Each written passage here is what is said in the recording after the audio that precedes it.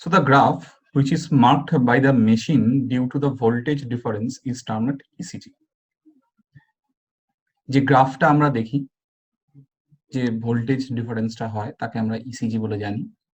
Full form electrocardiogram and the process is termed as electrocardiography. Last দিনকে এটাকে আমি discuss করছিলাম। Electrocardiography, that is the machine or the process. Electrocardiogram, that is the graph, particularly that is the graph. তো first time এই ECG record করে যে scientist, তার নাম হচ্ছে ওয়েলার, WALLER। ফার্স্ট টাইম ইসিজি কে রেকর্ড করে হচ্ছে ওয়েলার বলে একজন সায়েন্টিস্ট, WALLER। ইথোভ্যান বলে একজন সায়েন্টিস্ট, ইথোভ্যান বলে একজন সায়েন্টিস্ট যাকে ফাদার অফ ইকোকার্ডিওগ্রাফি বলা হয়। ইথোভ্যান বলে আর একজন সায়েন্টিস্ট যাকে আমরা ফাদার অফ ইকোকার্ডিওগ্রাফি বলি।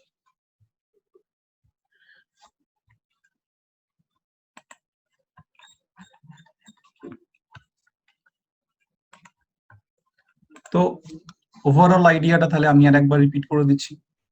যে ভোল্টেজ ডিফারেন্সটা হয় সেই ভোল্টেজ ডিফারেন্সকে ইসিজি হিসাবে ডিনোট করা হয়। ইসিজির ফুল ফর্ম ইলেকট্রোকার্ডিওগ্রাম। ইলেকট্রোকার্ডিওগ্রাম বলা হয় গ্রাফটাকে বা ভোল্টেজ যে ডিফারেন্সটা হয়েছে, এবং এর যে প্রসেসটা আছে বা মেশিনটা আছে that is called as echocardiography. It is first recorded by Weller. Einthoven is known as father of echocardiography. তাহলে আমরা যে কার্ডিয়াক সাইকেল পড়েছি তার সাথে ইসিজির রিলেশনশিপটা কোথায়?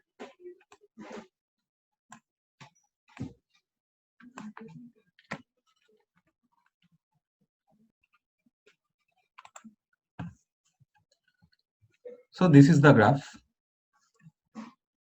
This is called as P wave.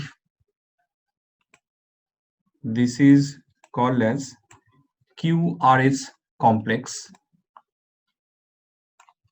QRS complex. And this is the T wave.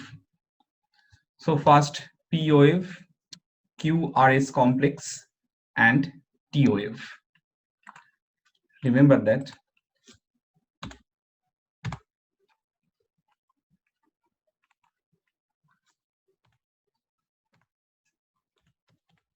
P wave,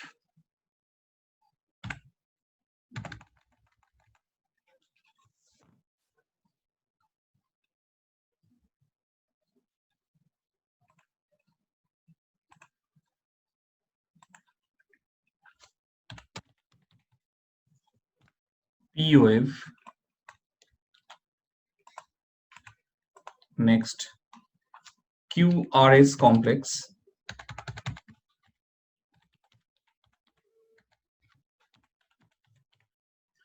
QRS complex, next wave is T wave.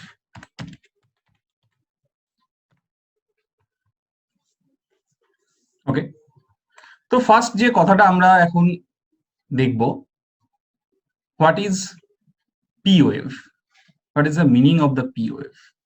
এখানে আমাদের cardiac সাইকেলের কথাটা খুব ভালোভাবে খেয়াল রাখতে হবে। যদি কার্ডিয়াক সাইকেলের এন্টায়ার ইনসিডেন্টটাকে আমাদের মাথায় থাকে তাহলে খুব সুন্দর করে ইসিজির কনসেপ্টটা আমাদের মাথায় চলে আসবে। এখানে কি হয়, এখানে যদি আমি এন্টায়ার ইনসিডেন্টটা, that mean start up from the P wave to T wave, P start up থেকে টি এর শেষ পর্যন্ত যদি আমরা ধরে নিই, তাহলে টোটালটা আমরা দেখতে পাবো ফার্স্ট যে ইনসিডেন্টটা ঘটে দ্যাট ইজ অ্যাট্রিয়ামের ইনসিডেন্ট। আমরা জানি, যদি আমরা বারবার বলেছি আগের দিনকে যে আমরা সেটাকে ডিসকাস করতে পারবো, সেটা either atrium incident or ventricular incident. The first incident যেটা পি ওয়েভ কে ডিনোট করছে that is atrium systole. Atrium systole করতে কতক্ষণ টাইম লাগে? অ্যাট্রিয়াম সিস্টোল করতে টাইম লাগে হচ্ছে 0.1 সেকেন্ড। এটাও জানা আছে অ্যাট্রিয়াম সিস্টোলের যে টাইমটা লাগে সেটা হচ্ছে 0.1 সেকেন্ড। এরপর এন্টায়ার ইনসিডেন্টটা কি? এরপরে যে এন্টায়ার ইনসিডেন্টটা থাকে that is known as atrium diastole. Atrium diastole স্টেজে যায়। তো অ্যাট্রিয়াম যে ডায়াস্টোল স্টেজে যাচ্ছে তার টাইম লিমিটটা কত? 0.7 সেকেন্ড। 0.7 সেকেন্ড। কেউ নিজেকে আনমিউট করিস না। 0.7 সেকেন্ড। ঠিক আছে, তাহলে এই জায়গাটা যেন খুব ভালো করে লাস্ট দিনকের আমাদের কার্ডিয়াক সাইকেলের কনসেপ্ট থেকে যেন খুব ভালো করে খেয়াল থাকে। তাহলে অ্যাট্রিয়াম সিস্টোল এবং অ্যাট্রিয়াম ডায়াস্টোল, এটা কি হবে বললাম? P wave. তো first of all what is the meaning of the P wave? তাহলে এই ক্ষেত্রে আমাদের ইম্পালসটাকে খুব ভালোভাবে জানতে হবে, যেটা হচ্ছে আমাদের কার্ডিয়াক ইম্পালস। তো যদি আমরা কার্ডিয়াক ইম্পালসের ব্যাপারে চিন্তা ভাবনা করি, তো লাস্ট দিনকের ক্লাসেতে আমরা সেটাকে ডিসকাস করেছিলাম যে SA node is known as natural pacemaker. খুব রাফ একটা ছবি আমরা দেখে নিই হার্টের। তো এসএ নোড কি করে? এসএ নোড ইম্পালসটা তৈরি করে। এসএ নোড থেকে ইম্পালসটা তৈরি হওয়ার পর এভি নোডেতে ছড়িয়ে পড়ে। তাহলে এই কথাটা হচ্ছে এর পরের আমি ইসিজিটা হয়ে যাওয়ার পর আমি দেখি সেটা বোঝানোর চেষ্টা করব। কিছু জিনিস এখনো এই পোর্শনটায় বাকি আছে। রিমেম্বার দ্যাট, একটা খুব ভালো কনসেপ্ট খেয়াল রাখার চেষ্টা করিস যে যখন এসএ নোড থেকে ইম্পালসটা এভি নোডেতে ছড়িয়ে পড়ে, এই যে ট্র্যাকটা এবং আর একটা ট্র্যাক আছে, এই দুটো যে ব্ল্যাক কালারের দিলাম, this track is known as Blackman's bundle. Remember that, এই যে ট্র্যাকটার কথা আমি বলছি, এই ট্র্যাকটার নাম হচ্ছে ব্ল্যাকম্যানস বান্ডেল। কোথায় কোথায়? এসএ নোড, যেটা সুপিরিয়র ভেনা কাভার মোটামুটি কাছে অবস্থিত, সেখান থেকে ইম্পালসটা ছড়িয়ে পড়ছে কোথায়? সেখান থেকে ইম্পালসটা ছড়িয়ে পড়ছে আমাদের টুয়ার্ডস এভি নোড। এভি নোডের পজিশনটা কি? এভি নোডের পজিশনটা হচ্ছে যেখানে আমাদের ঠিক অ্যাট্রিওভেন্ট্রিকুলার জাংশনটা, সেই জায়গায় আমাদের এভি নোডের পজিশনটা। তাহলে এই এভি নোডের যে পজিশনটা, এই যে দুটো জায়গা, এই দুটো জায়গায় ইম্পালসটা ছড়াচ্ছে কি করে? তার মানে towards the right atrium, also in the left atrium. দুটো অ্যাট্রিয়াম থেকেই এসএ নোড ইম্পালসটা ক্রিয়েট করে, এবং ক্রিয়েট করার পর যখন সেটা ছড়িয়ে পড়ে, সেই ছড়িয়ে পড়াটা হয় একটা রুট হচ্ছে যার নাম হচ্ছে ব্ল্যাকম্যানস বান্ডেল। ঠিক আছে, ওকে। এই জিনিসটাকে আমি ডিসকাস করবো, জাস্ট আমি এখানে একটা আইডিয়া দিয়ে রাখতে চাইছি। একটা ওয়ে হচ্ছে ব্ল্যাকম্যানস বান্ডেল। এছাড়াও ইম্পালস আর কি কি রাস্তা দিয়ে ছড়িয়ে পড়ে? এছাড়া দেখ, আমি ব্লু কালার দিয়ে ইন্ডিকেট করছি। ঠিক চিন্তা কর, position of inferior vena cava. ঠিক ইনফেরিয়ার ভেনা কাভার কাছ দিয়ে আর একটা চ্যানেল যায়, নার্ভের channel, that is known as tract of Thorel. Tract of থরেল।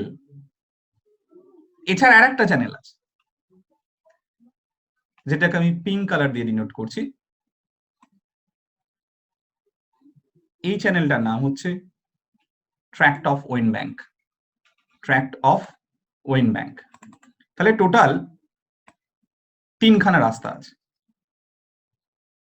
একটা হচ্ছে ট্র্যাক্ট অফ ওয়েনব্যাঙ্ক, যেটাকে আমরা পিঙ্ক কালার দিয়ে ডিনোট করলাম। ব্লু কালারের রাস্তাটা হচ্ছে ট্র্যাক্ট অফ থরেল।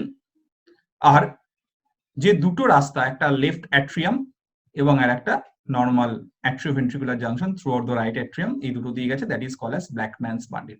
এই তিনটে রাস্তা দিয়ে এসএ নোড থেকে ইম্পালসটা এভি নোডে ছড়িয়ে পড়ছে। এই তিনটে রাস্তা দিয়ে আমাদের ইম্পালসটা এসএ নোড থেকে এভি নোডে ছড়িয়ে পড়ছে। তার জন্য হয়টা কি, এবার কথাটা হচ্ছে যখন এসএ নোড একটা নিজে থেকে ইম্পালস ক্রিয়েট করে, সেই পজিশনটাকে আমরা বলি অ্যাট্রিয়াম, অ্যাট্রিয়ামের সিস্টোল। তাহলে অ্যাট্রিয়াম যদি সিস্টোল হয়, এটাকে টেকনিক্যালি আমরা বলতে পারি যে কি হয়েছে, লাস্ট দিনকে আমি পোলারাইজড ডিপোলারাইজড কনসেপ্টটা বুঝিয়েছিলাম। তাহলে একটা মেমব্রেন, অ্যাট্রিয়ামের যে মেমব্রেনটা ছিল সেটা ইনিশিয়াল কন্ডিশনে পোলারাইজড ছিল। ইম্পালসটা ক্রিয়েট হওয়ার জন্য বা ইম্পালসটা যেই ক্রিয়েট হলো সঙ্গে সঙ্গে মেমব্রেনে যে চেঞ্জটা হলো, সেই চেঞ্জটা কি, that is called as a depolarized condition, তাই না? তার মানে আমি এটাকে বলতে পারি অ্যাট্রিয়াম এবার ডিপোলারাইজড কন্ডিশনেতে আছে। আরো খুব কমন ভাষা যদি বলতে হয় যে atrium contracted,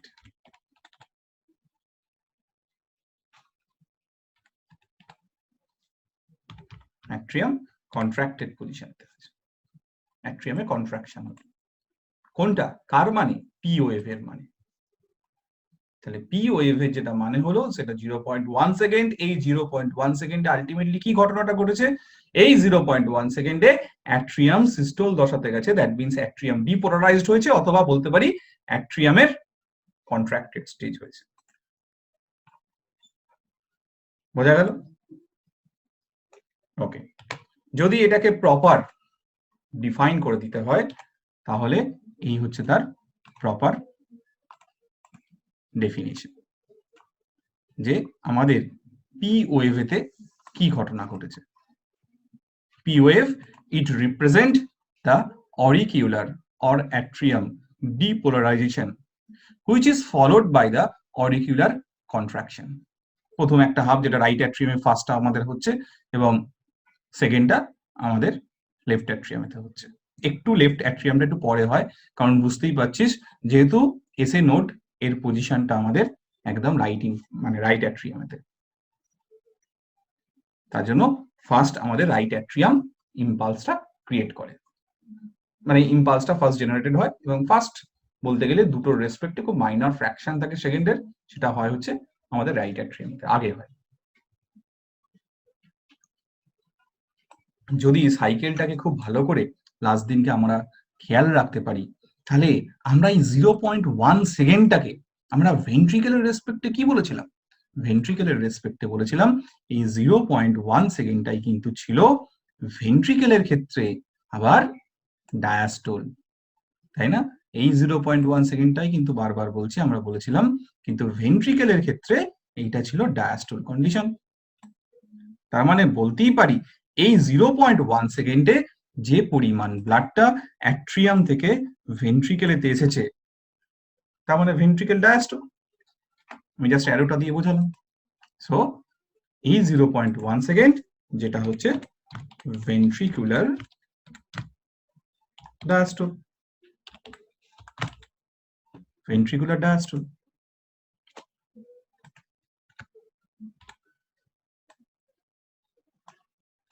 So this is the ventricular diastole. কত টাইম লেগেছে, 0.1 সেকেন্ড।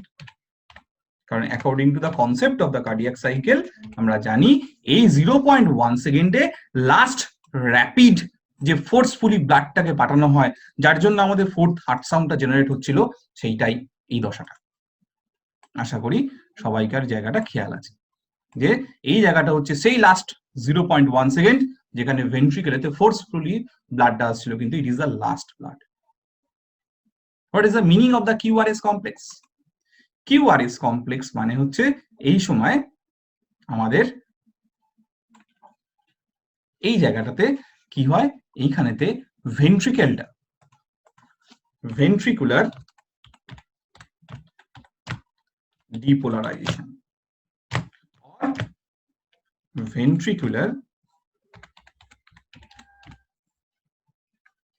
ventricular systole. কারণ আমরা জানি যে 0.1 সেকেন্ড যে টাইমটাকে ইন্ডিকেট করছিল 0.1 সেকেন্ড, সেটা হচ্ছে অ্যাট্রিয়াম সিস্টল ছিল। অ্যাট্রিয়াম সিস্টলের ঠিক পাশেতে পরেতেই যেই লাস্ট ব্লাডটা ভেন্ট্রিকেলে চলে এলো, সঙ্গে সঙ্গে প্যারালালি কি স্টার্ট হবে? স্টার্ট হয়ে যাবে আমাদের ভেন্ট্রিকুলার সিস্টল কন্ডিশন। তাহলে এই ভেন্ট্রিকুলার সিস্টল হতে কত টাইম লাগে? ভেন্ট্রিকুলার সিস্টল হতে আমাদের টাইম লাগে হচ্ছে 0.3 সেকেন্ড। তার মানে কিউআরএস কমপ্লেক্স নিশ্চয়ই আমাদের এই টাইমটাকেই ডিনোট করছে, যেটা হচ্ছে 0.3 সেকেন্ড যখন আমাদের ভেন্ট্রিকুলার সিস্টম।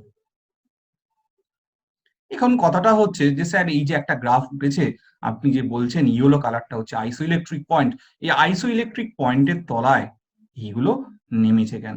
এই গ্রাফগুলো কেন স্যার নেগেটিভ এতে এসছে? কেন নেগেটিভ এসছে? এই রেসপেক্টে একটা কনসেপ্ট হচ্ছে যে অ্যাকচুয়ালি মেমব্রেনের, নার্ভের হোক বা মাসেলসের হোক, মেমব্রেনের আগের দিনকে আমি কথাটা ডিসকাস করিনি, মেমব্রেনের বাইরের দিকটা পজিটিভ কেন হয় এবং ভেতর দিকটা কেন নেগেটিভ হয়। পোলারাইজড কন্ডিশন আমরা দেখছিলাম মেমব্রেনের বাইরের দিকটা পজিটিভ ছিল এবং মেমব্রেনের ভেতর দিকটা নেগেটিভ ছিল। একটা জিনিস ভালো করে, খুব ভালো করে জেনে রাখ, অ্যাকচুয়ালি এটা হচ্ছে কি মেমব্রেনের বাইরের দিকেতে সোডিয়াম কনসেন্ট্রেশন বেশি থাকে। মেমব্রেনের বাইরের দিকেতে সোডিয়াম কনসেন্ট্রেশন অনেকটা বেশি থাকে, Na+ কনসেন্ট্রেশন অনেকটা বেশি থাকে। আর মেমব্রেনের ভেতরেতে পটাশিয়াম কনসেন্ট্রেশন বেশি থাকে। তো স্যার আপনি বলছেন সোডিয়ামও তো পজিটিভ চার্জ, পটাশিয়ামও তো পজিটিভ চার্জ। অ্যাকচুয়ালি এটা সোডিয়াম পটাশিয়াম ডিফারেন্সের জন্য নয়, এখানে সোডিয়াম পটাশিয়াম ডিফারেন্স আছে, হ্যাঁ ভেতরে তো, মেমব্রেনের ভেতরে তো কিন্তু পটাশিয়াম, এই সোডিয়াম আছে, কিন্তু পটাশিয়াম যে পরিমাণে আছে সেই পরিমাণে কিন্তু আমাদের সোডিয়াম নেই ভেতরেতে।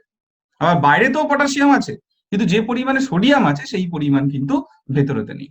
এখন ব্যাপারটা কি থাকে, বাইরেতে সোডিয়াম এর কনসেন্ট্রেশন অনেকটা যেহেতু বেশি, বা বলা যেতে পারে এক কথায় বলতে গেলে বাইরে পজিটিভ চার্জের সংখ্যা বেশি ভেতরের চেয়ে, যার জন্য কথাটা বলা হচ্ছে এটা যে ভেতরের চেয়ে বাইরেটা পজিটিভ। কেন? ভেতরে প্রচুর অ্যানায়নিক প্রোটিন বা এই ধরনের কিছু সাবস্টেন্স আছে, যার জন্য ভেতরটা বেশি নেগেটিভ হয়ে আছে, এবং ভেতরে নেগেটিভের চেয়ে বাইরেটা পজিটিভ। ভেতরেও সোডিয়াম আছে কিন্তু সেই পরিমাণে নেই যে পরিমাণে পটাশিয়াম আছে। অলদো পটাশিয়াম আমাদের পজিটিভ চার্জ।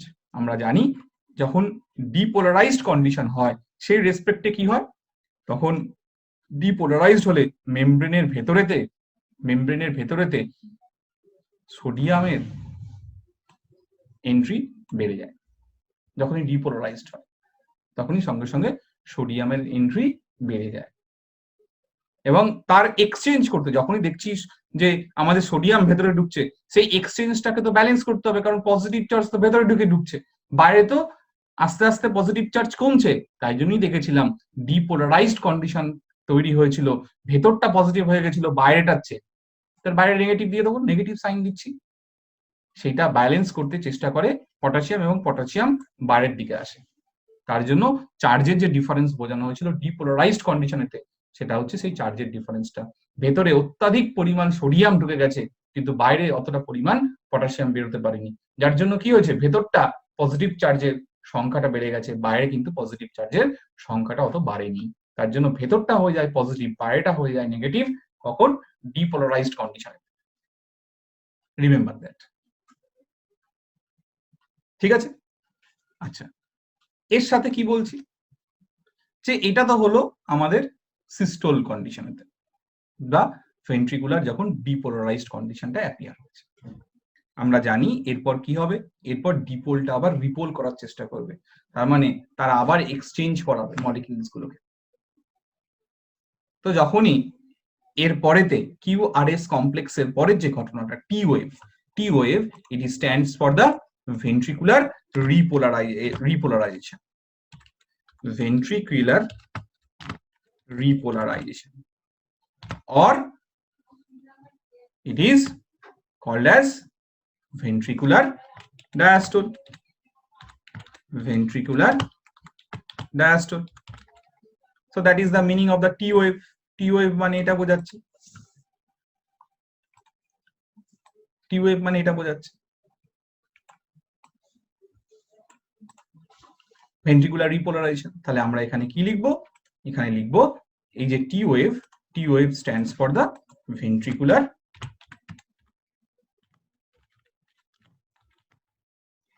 ডায়াস্টোল।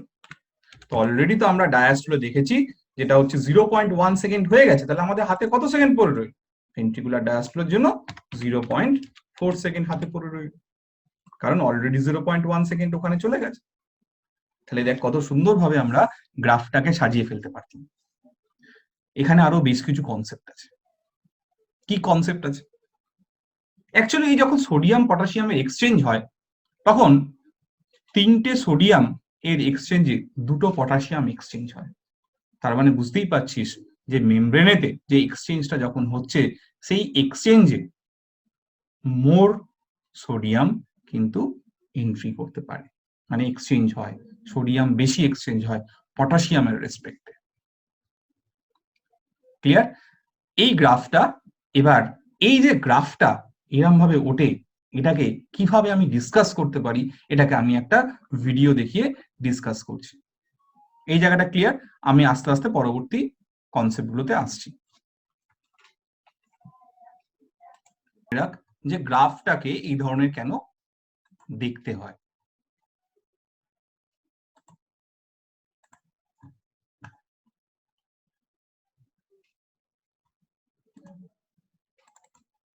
দেখ, এই কনসেপ্টটাকে বলা হয় অ্যাকশন পোটেনশিয়াল। রিমেম্বার দ্যাট, এই কনসেপ্টটাকে বলা হয় অ্যাকশন পোটেনশিয়াল। তো অ্যাকশন পোটেনশিয়াল, তো এটা হচ্ছে একটা নিউরনের ছবি। আশা করি সবাইকার আসছে তো স্ক্রিনেতে? এটা হচ্ছে একটা নিউরনের ছবি। তো আগের দিনকে আমি যে ধরনের নিউরনকে ডিসক্রাইব করছিলাম, সেই ধরনের নিউরনের ডেসক্রিপশন দিতে গিয়ে বলছিলাম যে মাইলিনেটেড অর মেডুলেটেড সিট থাকে। এই ধরনের সিটেতে কি হয়, যে ইম্পালসটা খুব তাড়াতাড়ি জাম্পিং অ্যাকশন করে। এই যে জাম্পিং অ্যাকশন করে, এই পোর্শনটা হচ্ছে অ্যাক্সন হিলাক পোর্শন। এই পোর্শনে ফার্স্ট কন্ডাকশনটা স্টার্ট হয়, মানে ইম্পালস ক্যারি ফরওয়ার্ডটা স্টার্ট হয়। এরপর কি করে, একটা থেকে একটা নোডস অফ র্যানভিয়ার থেকে পরবর্তী নোডস অফ র্যানভিয়ারে কিন্তু জাম্প করে। তো এই ধরনের মুভমেন্টকে আমি আগের দিন কি বলেছিলাম, এই ধরনের মুভমেন্টকে বলা হয় সল্টেটারি মুভমেন্ট। তাহলে সল্টেটারি মুভমেন্টের ক্ষেত্রে কি হচ্ছে, জাম্প হচ্ছে, একটা নোডস অফ র্যানভিয়ার থেকে পরবর্তী নোডস অফ র্যানভিয়ারে আমাদের আয়নগুলো জাম্প করে এক্সচেঞ্জের সময়।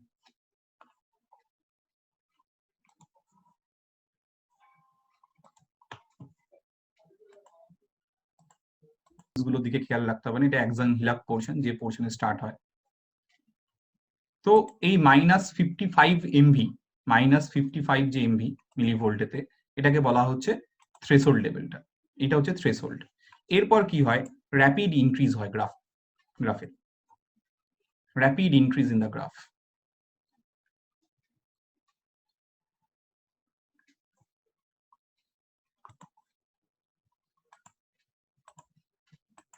আমি জাস্ট গ্রাফটাই বোঝাচ্ছি।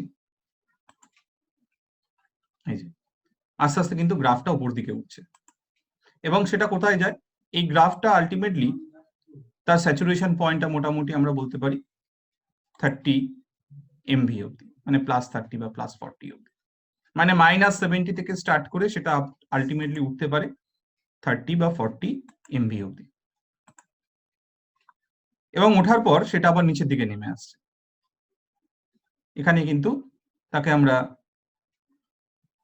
বলবো তার রিপোলারাইজেশন হয়। এবং গ্রাফটা আলটিমেটলি কোথায় আসে, দেখ গ্রাফটা কিন্তু আলটিমেটলি এসছে -70-তে নয়। রিমেম্বার দ্যাট, -70-তে নয়, তার চেয়েও বেশি নিচে নেমে যায়। এই তার চেয়ে যেহেতু বেশি নিচে নেমে যায়, তার মানে কি, দেখ -70 এমভি যেটা আমরা ছবিতে দেখতে পাচ্ছি, সেই -70 এমভির চেয়েও তলায় নেমে গেছে। এই জায়গাটাকে বলা হয় হাইপার পোলারাইজেশন। তো হাইপার পোলারাইজেশনের কারণটা কি? কারণটা হচ্ছে মেমব্রেনটা আরো বেশি নেগেটিভ হয়ে পড়ে। মেমব্রেনটা আরো বেশি নেগেটিভ হয়ে পড়ার জন্য মেমব্রেনের চার্জের ডিফারেন্সটা অনেক বেশি হয়ে যায়। তো এই হচ্ছে এন্টায়ার গ্রাফ। তো এই এন্টায়ার গ্রাফটাতে আমরা যে জায়গাটা দেখতে পাচ্ছি যে -70 MB, দ্যাট ইজ আইসো ইলেকট্রিক পয়েন্ট।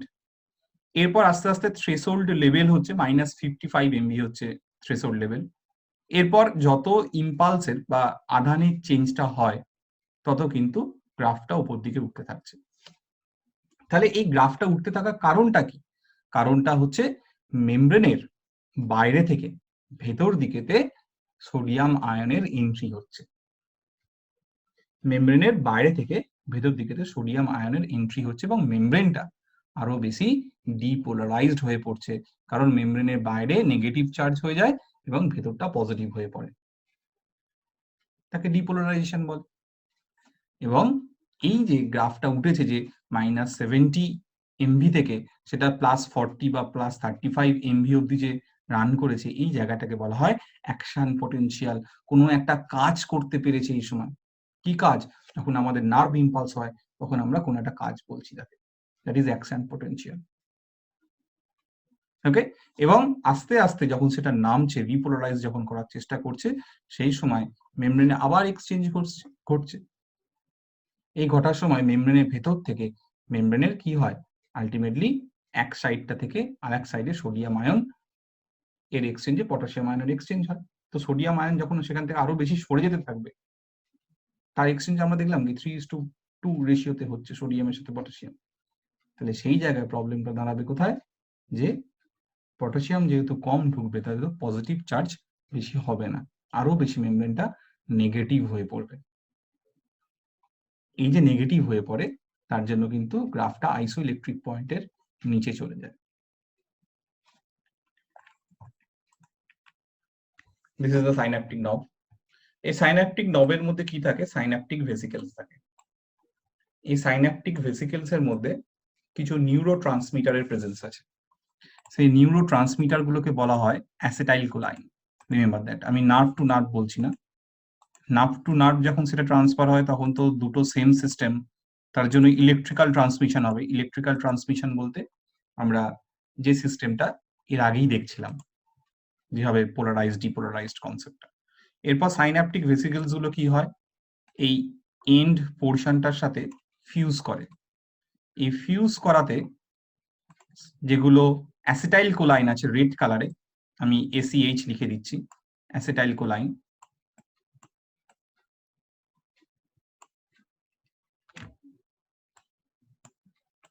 ACH লিখে দিলাম, অ্যাসিটাইল কোলাইন। তো অ্যাসিটাইল কোলাইন গুলো কি হয়, আলটিমেটলি ফিউজ করাতে সেটা বাইরের দিকে বেরিয়ে আসে। এই বাইরের দিকে যে পোর্শনটা, that is known as synaptic cleft portion, বা এটাকে বলা হয় এই জায়গাটা সাইন্যাপটিক ক্লেফট। এরপর এখান থেকে স্টার্ট হয়ে যাচ্ছে মাসেলস, এখান থেকে স্টার্ট হয়ে যায়, দিস ইজ দ্য মাসেলস। যখন এই মাসেলস এর উপর প্রেজেন্স রিসেপ্টর গুলোর সাথে এই নিউরো ট্রান্সমিটার গুলো গিয়ে অ্যাটাচড হয়, সঙ্গে সঙ্গে মেমব্রেনটা ডিপোলারাইজড হতে স্টার্ট করে। তার মানে কি, মেমব্রেনের বাইরে যে সোডিয়াম আছে সেই সোডিয়ামটা ভেতর দিকে ঢুকতে থাকে এবং বাইরে থেকে ভেতর থেকে বাইরে পটাশিয়ামের এক্সচেঞ্জ হয়। So that is the P wave. So it represent the auricular depolarization, অ্যাট্রিয়ামের যে ডিপোলারাইজ হচ্ছে, which is followed by the auricular contraction। যেই ডিপোলারাইজ হলো সঙ্গে সঙ্গে মেমব্রেনটা কিন্তু এবার কন্ট্রাকশনের দিকে যাবে, দ্যাট মিন্স অ্যাট্রিয়াম সিস্টেম হবে। The first half represent the right atrium, the second half represent the left atrium. Next, QRS complex. QRS complex হচ্ছে, so QRS complex stands for ventricular depolarization, which is followed by ventricular contraction. That is the QRS complex. Next, আমরা পেলাম T wave,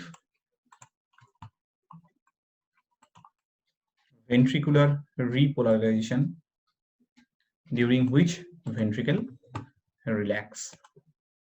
P wave মানে হচ্ছে যেখানে SA node impulse create করেছে। QRS complex মানে ventricle কন্ট্রাকশনে গেছে, তার মানে ভেন্ট্রিকেলকে যদি কন্ট্রাকশনে যেতে হয় তাহলে ইম্পালসটা ছড়িয়ে পড়বে এভি নোড থেকে বান্ডিল অফ হিজ হয়ে পারকিনজি ফাইবার দিয়ে সমস্ত হার্টেতে, এবং আস্তে আস্তে যখন টি ওয়েভ, তার মানে হচ্ছে ভেন্ট্রিকুলার রিপোল হয়েছে, ভেন্ট্রিকুলার রিপোলারাইজেশন মানে সেটা রিল্যাক্সিং স্টেজে গেছে। তো এই হচ্ছে আমাদের তিনখানা ওয়েভের বক্তব্য। এরপর যে সেগমেন্ট গুলোকে দেখছি, তো ফার্স্টেতে P Q interval, the time period between start of auricular depolarization P আর কিউ এর মধ্যে অ্যান্ড ভেন্ট্রিকুলার ডিপোলারাইজেশন, এর মাঝখানে যে টাইমটা অরিকেল ডিপোলারাইজড হলো এবং ভেন্ট্রিকুলার ডিপোলারাইজড হবে, এর মাঝখানের যে টাইম পিরিয়ডটা তাকে বলা হচ্ছে পিকিউ ইন্টারভেল। এছাড়া পাচ্ছি এসটি ইন্টারভেল, কিউআরএস কমপ্লেক্সের পর এসটি ইন্টারভেল। তো এসটি ইন্টারভেল মানে এস শেষ হয়েছে আর টি, এই যে মাঝখানের টাইমটা, the time period between the ventricular depolarization and ventricular repolarization, ventricle depol করার পর আবার যে রিপোল সিচুয়েশনে গেছে তার মাঝখানে টাইম পিরিয়ডটা। So that is the PP interval, মানে একটা পি থেকে পরবর্তী পি বা আর থেকে আর, এইভাবে যদি বলা যায়। The interval between any two successive similar wave denotes time taken for one heartbeat, একটা থেকে তার পরবর্তী হার্টবিট, পি থেকে পি বা আর থেকে আর যে ইন্টারভেলটা, সেটা হচ্ছে দুটো সাকসেসিভ টাইমের মধ্যে বা হার্টবিটের মধ্যে যে টাইমটা, একটা হার্টবিট থেকে পরবর্তী হার্টবিটের যে টাইম লিমিটটা দেখা যাচ্ছে। আমাদের এই ওয়েভ গুলো দিয়েই ম্যাক্সিমাম পরীক্ষায় কোশ্চেন আসে। তো এই হচ্ছে আমাদের ইসিজির কনসেপ্ট।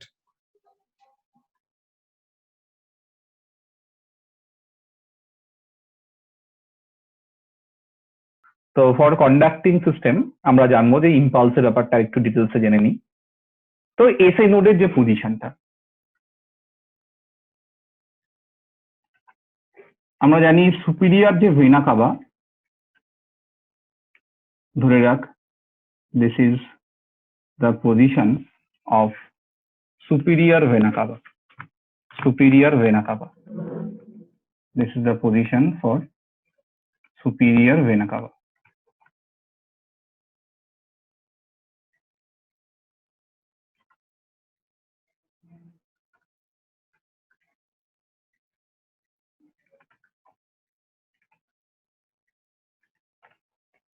ঠিক এর কাছাকাছি প্রেজেন্স হচ্ছে আমাদের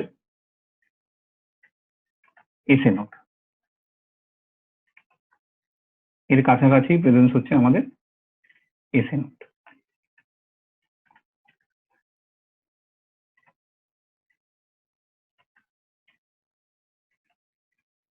ধরে রাখ this is the position of inferior vena CAVA,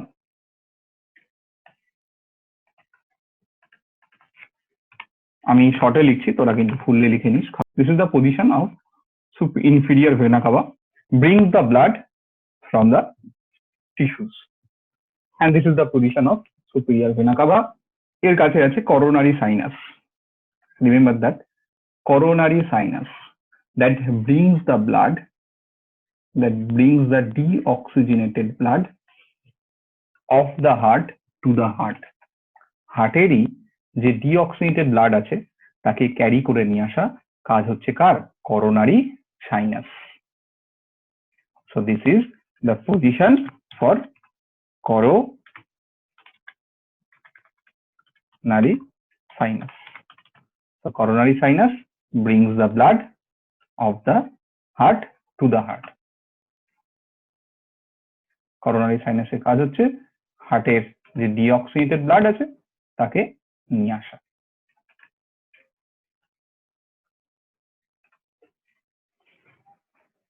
AV নোডের ধরে রাখ পজিশন হচ্ছে, আমরা জানি অ্যাট্রিওভেন্ট্রিকুলার জাংশনেতে এভি নোডের position. This is the position of AV node.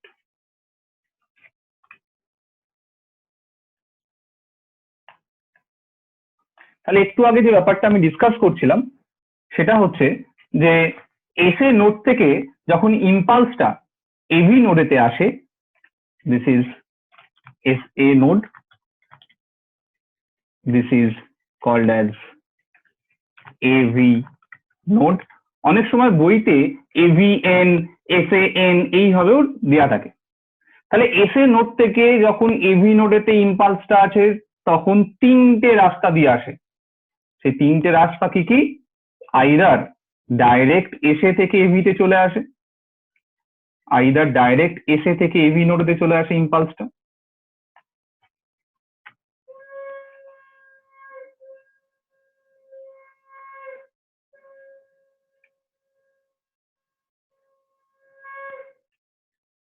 SA থেকে AV তে চলে আসে, বা রাইট অ্যাট্রিয়াম থেকে সেটা লেফট অ্যাট্রিয়ামে ছড়িয়ে পড়ে ওয়ালে। তাহলে আমি যে গ্রিন কালার দিয়ে রাস্তাটা ডিনোট করছি, this is the root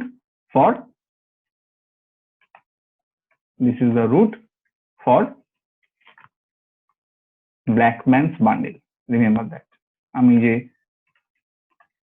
green কালারের লাইনটা দিলাম SA to AV node, that is Blackman's bundle.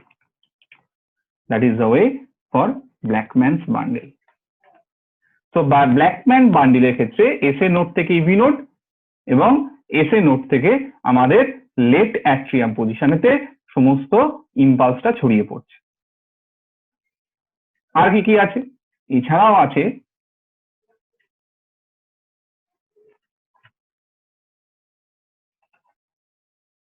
যখন SA থেকে AV তে ছড়িয়ে পড়ছে,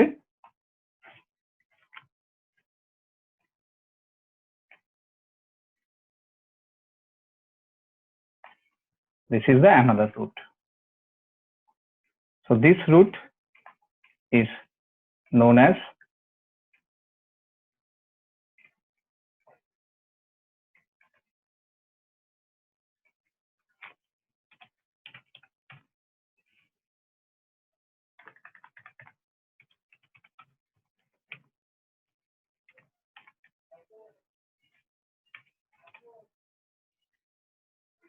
tract of Weinberg.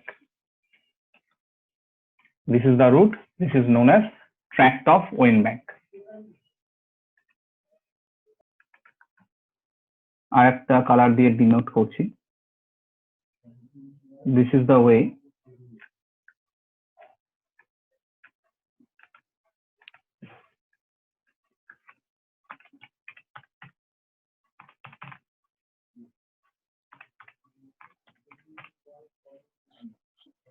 tract of Thorel.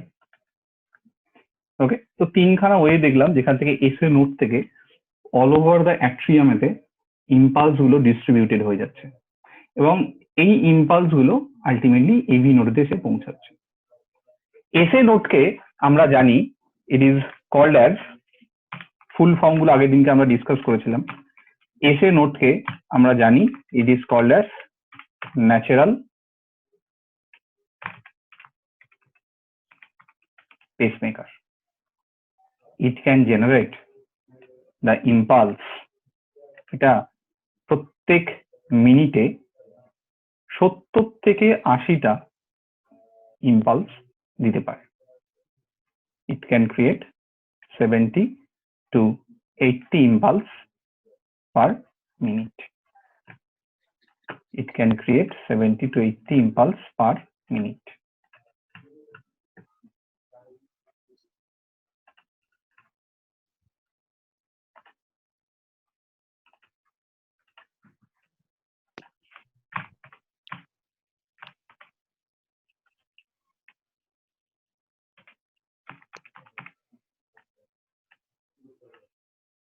to 80 impulse per minute.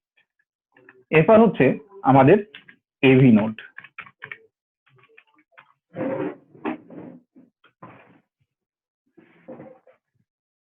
This is called as a reserve pacemaker.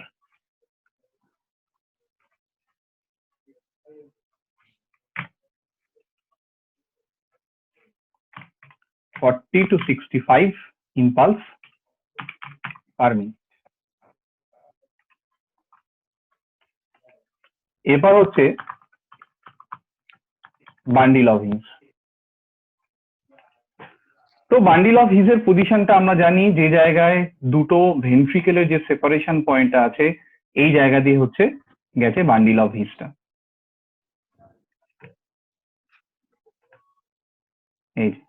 এই রাস্তা দিয়ে হয়ে গেছে হচ্ছে bundle of His.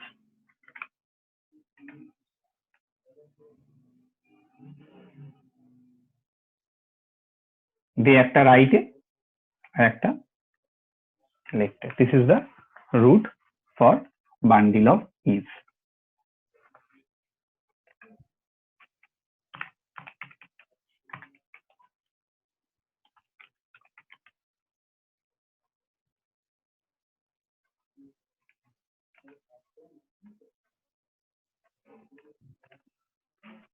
This is the bundle of heaps.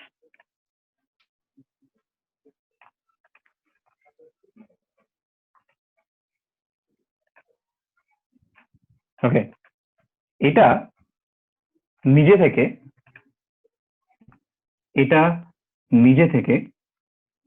36টা impulse create করতে পারে।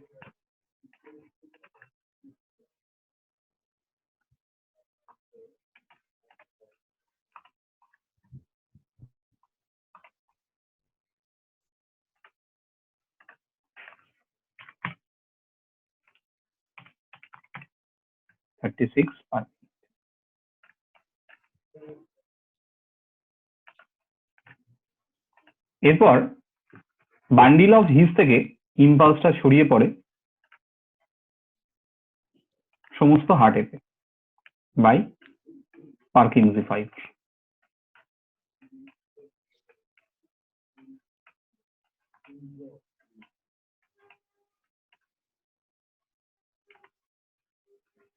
So this is Purkinje fiber. This is the Purkinje fiber, and Purkinje fiber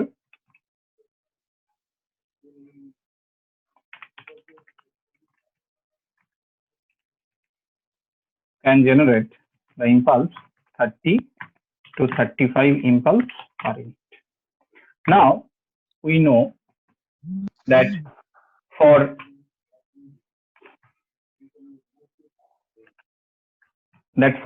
SA node it is called as a natural pacemaker. SA node to impulse যেহেতু create করছে, it is called as a natural pacemaker, যেহেতু নিজে থেকেই প্রায় 70 থেকে 80টা impulse দিতে পারছে। SA node যদি কারোর খারাপ হয়ে যায় তাও AV নোড সেই জায়গাটা কিন্তু চালিয়ে দেয় অ্যাজ এ রিজার্ভ পেসমেকার। কিন্তু বান্ডিল অফ হিজ এবং পার্কিনজি ফাইবার নিজে থেকে ইম্পালস ক্রিয়েট করলেও সেই ইম্পালসটা এতটাই এফেক্টিভ নয় যে তারা হার্টটাকে ইম্পালসটা জেনারেট করে হার্টটাকে কন্ট্রাক্টেড পিরিয়ডে নিয়ে যেতে পারে। এই জন্য বান্ডিল অফ হিজ এবং পার্কিনজি ফাইবার ঠিক থাকলে যদি এভি নোড কারোর খারাপ হয়ে যায় তখন কিন্তু আমাদের আর্টিফিশিয়াল পেসমেকারের হেল্পটা নিতে হয়।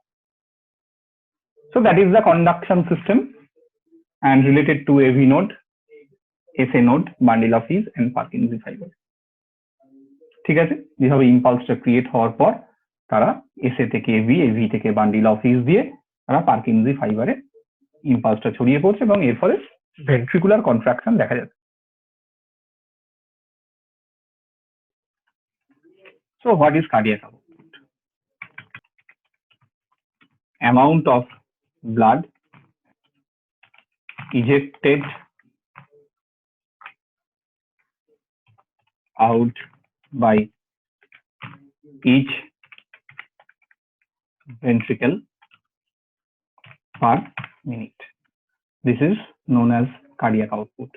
খুব ভালো করে যেন ডেফিনিশনটা খেয়াল থাকে যে কার্ডিয়াক আউটপুট আমরা বলছি যে প্রত্যেক ভেন্ট্রিকেল থেকে 1 মিনিটে যে পরিমাণ ব্লাডটা বাইরের দিকে বেরিয়ে যাচ্ছে that is called as a cardiac output. তো এর মধ্যে ফার্স্ট আসছি আমরা কার্ডিয়াক আউটপুটের পর মধ্যে যে কনসেপ্টটা that is stroke volume. Stroke volume. So what is stroke volume? Amount of blood ejected from each ventricle per beat. Amount of blood ejected from each ventricle per beat, that is called as a stroke volume. এটাকে আমরা stroke volume বলছি। তার মানে কতটা blood ventricle থেকে ইজেক্টেড out হয়ে চলে যাচ্ছে।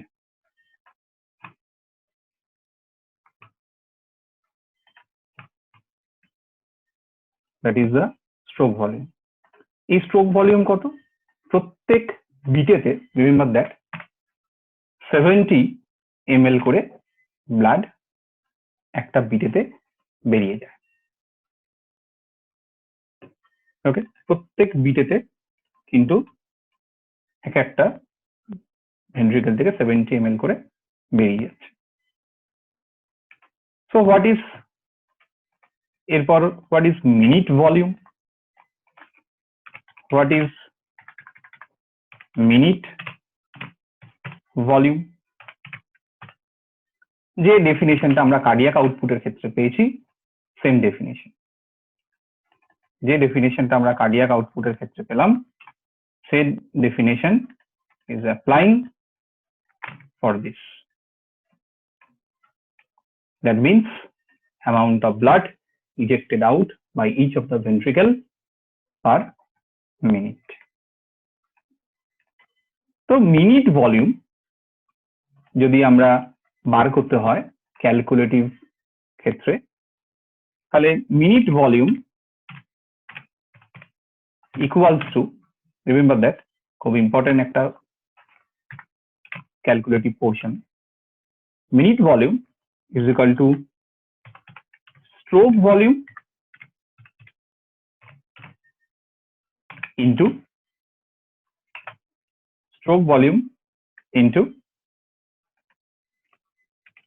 heart rate. Minute volume is equal to stroke volume into heart rate. তার মানে আমরা জানি যে স্ট্রোক ভলিউম কত হয়? স্ট্রোক ভলিউম আমাদের 70 ml। তো 70 ml ইন্টু আমাদের হার্ট রেট কত মিনিটেতে? হার্ট রেট হচ্ছে মিনিটে 72 বিট পার মিনিট। যদি আমরা অ্যাপ্রক্সিমেট এর ক্যালকুলেশন করি, তো অ্যাভারেজ এর ক্যালকুলেশনটা দাঁড়াচ্ছে প্রায় 4900 ml ইজ ইকুয়াল টু, আমরা বলতেই পারি এটা অ্যাপ্রক্সিমেটলি 5 লিটার। খুব ভালো করে যেন কনসেপ্টটা খেয়াল থাকে। কি বলা হলো জায়গাটাকে, যে কার্ডিয়াক আউটপুট বলতে কি বোঝায়? Amount of blood ejected out by each of the ventricle per minute. প্রত্যেক ভেন্ট্রিকেল থেকে পার মিনিটে যে পরিমাণ ব্লাডটা বেরিয়ে যাচ্ছে, that is the cardiac output. তো স্ট্রোক ভলিউম কাকে বলে? স্ট্রোক ভলিউম হচ্ছে যে amount of the blood ejected from the each ventricle per beat. প্রত্যেক বিটেতে ভেন্ট্রিকেল থেকে যে পরিমাণ ব্লাডটা বেরিয়ে যায়, অ্যামাউন্ট অফ ব্লাডটা। তাহলে সেই অ্যামাউন্ট অফ ব্লাড বলতে 70 ml, that is the stroke volume. তাহলে what is minute volume? Minute volume বলতে যে অ্যামাউন্টটা প্রত্যেক মিনিটে হার্ট থেকে বেরিয়ে যাচ্ছে। তাহলে সেটা কত? তাহলে তার ফর্মুলা কি? তার ফর্মুলা হচ্ছে minute volume is equal to stroke volume into heart rate. তাহলে আমাদের স্ট্রোক ভলিউম কত? স্ট্রোক ভলিউম আমাদের হচ্ছে 70 ml, হার্ট রেট হচ্ছে 72। তাহলে আমরা যদি দুটোকে গুণ করি, অ্যাপ্রক্সিমেটলি ভ্যালুতে আমি বলছি, সেখানে আমরা 4900 পাচ্ছি।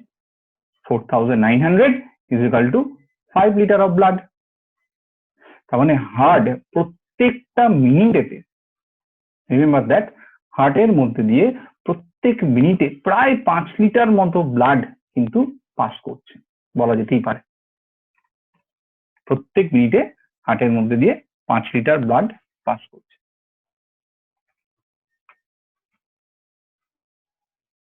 Next is cardiac reserve. Next concept is cardiac reserve.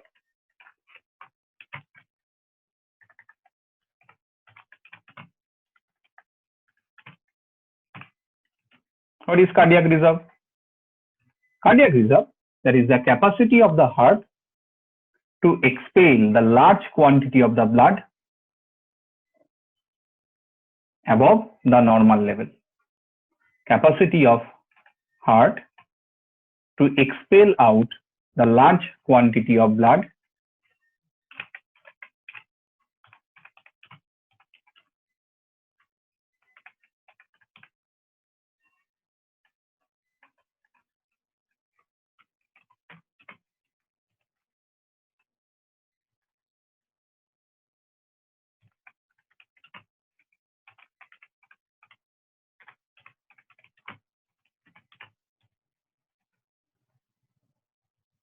capacity of heart to expel large quantity of blood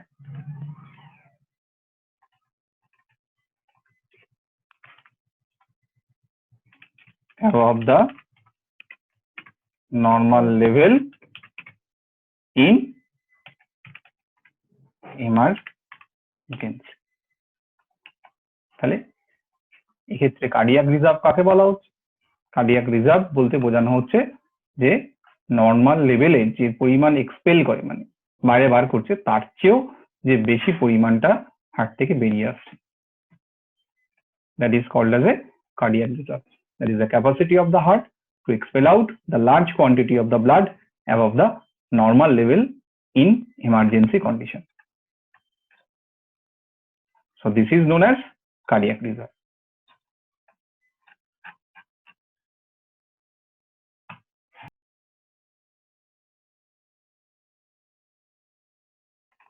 So this is the fixed principle. Fixed principle এ বলা হচ্ছে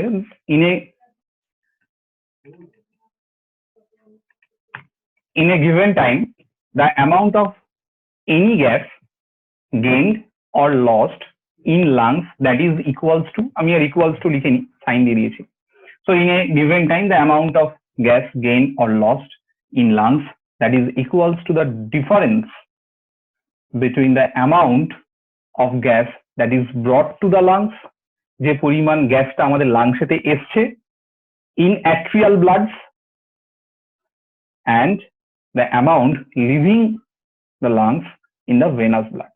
তার মানে যে ডিফারেন্সটা হচ্ছে অ্যাট্রিয়াল ব্লাডেতে এবং ভেনাস ব্লাডে, তার ডিফারেন্সটা আমাদের দরকার। তাহলে ফিক্স প্রিন্সিপালের অনুযায়ী যদি আমরা কার্ডিয়াক আউটপুট, ডেফিনিশন ওয়াইজ এটা একটু টাফ লাগছে, কিন্তু আমরা যদি তাকে ফর্মুলা বেসিসে দেখি তাহলে অনেকটা ইজি হয়ে যাবে। Cardiac output equals to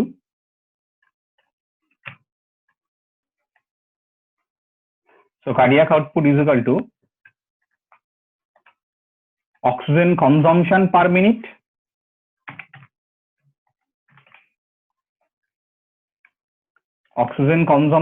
minute by oxygen differences in arterial blood minus venous blood into 100 ml. এটাকে আমরা বলতে চাইছিলাম। তো এটা O2 কনজাম্পশন বডিতে হচ্ছে 200 পার মিনিটেতে, এবং O2 অক্সিজেনের যে ডিফারেন্সটা আছে, ডিফারেন্স ধরে রাখ অ্যাট্রিয়াল ব্লাডের ক্ষেত্রে আমি ধরে রাখছি অ্যাট্রিয়াল ব্লাডেতে আমাদের O2 হচ্ছে 19 ml অ্যাট্রিয়াল ব্লাডের, মাইনাস যে ভেনাস ব্লাডেতে ধরে রাখ এটা আছে হচ্ছে 14 ml বা 15 ml ধরে রাখ 15 ml, ঠিক আছে। ইন্টু যদি আমি 100 ml করি, ইন্টু 100 ml যদি আমি করি তাহলে কত বেরোবে? তাহলে দেখে রাখ ক্যালকুলেশনটা তার বেরোবে 5 লিটার। কেটে কুটে দেখ যে 5 লিটার বেরোবে, ঠিক আছে। এইটা একটা হয় যেটাকে যেখানেতে এক্সাম্পল 1 হিসাবে আমি বলতে পারি যে এটা হচ্ছে ফার্স্ট এক্সাম্পল, যে ফার্স্ট এক্সাম্পলের রেসপেক্টে আমি এখানেতে 200 যে ml অফ অক্সিজেন যে কনজাম্পশনটা হচ্ছে পার মিনিটে, সেটা হচ্ছে তার ভ্যালু হচ্ছে 200। সেক্ষেত্রে আমরা তার অ্যাট্রিয়াল এবং ভেনাস ব্লাডের যে O2 ডিফারেন্সটা সেটা আমরা 4 বার করেছি। তো যেহেতু 200/4 দ্যাট মিনস যদি আমরা কাটি তাহলে কিন্তু 50 বেরোতো। 50 × 100 ml = 5000 ml = 5 লিটার। আর একটা এক্সাম্পল হয়, সেই এক্সাম্পলটাতে আরেকটা সেকেন্ড এক্সাম্পল হয়, সেই সেকেন্ড এক্সাম্পলেতে অনেক সময় এই 200টাকে 250 করা থাকে অক্সিজেন কনজাম্পশনটা 250 করা থাকে। আর ভেনাস আর অ্যাট্রিয়াল ব্লাডের যে ডিফারেন্সটা এক্ষেত্রে 19 ml মাইনাস 15 ml, এই 14 ml করা থাকে, 14 ml ইন্টু যদি আমরা 100 ml করি তাহলেও কিন্তু আমাদের সেই ক্যালকুলেটিভ ভ্যালুটা আলটিমেটলি 5 লিটারই আসছে। ঠিক আছে, দুখানা আমাদের এক্সাম্পল অ্যাকচুয়ালি পড়তে হয়।